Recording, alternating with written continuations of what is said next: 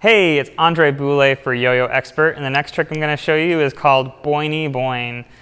This trick is an awesome trick, and it's a very impressive trick, great trick to do on stage.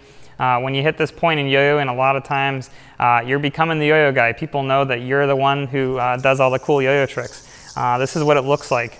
This is an awesome trick.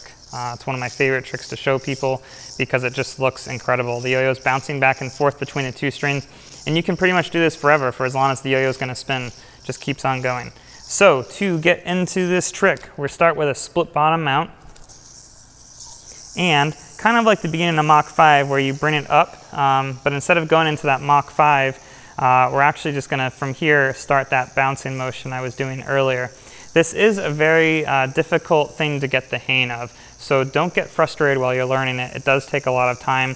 I've met pros actually who still have a hard time doing boing properly. So when you come up, the bounce motion is a little bit of an up and down motion here.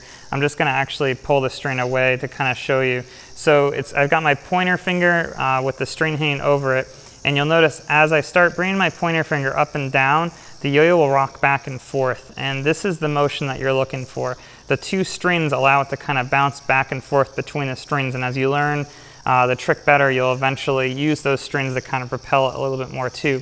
But the basic motion is here, and it's just up and down with your pointer finger.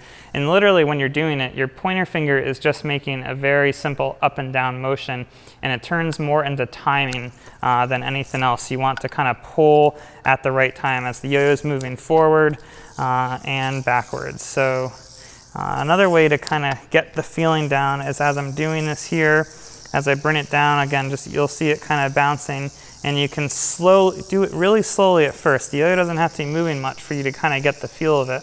And then as you get better, you can start kind of making the motion a little bit more embellished, really pushing it out there.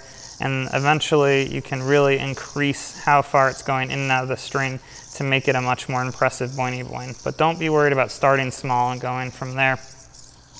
Another thing to keep in mind is what your non-throw hand is doing. The non-throw hand is pretty much kind of holding the string in place because you want the yo-yo itself spinning in line with the string.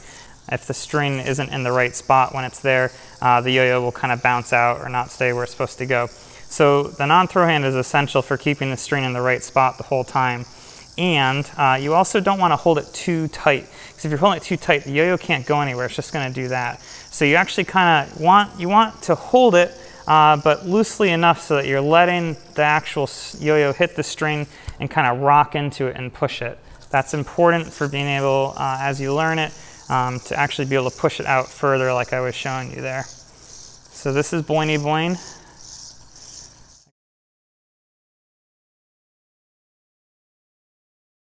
Again, it will take a lot of practice to get the timing and motion right, but it is an incredibly impressive trick.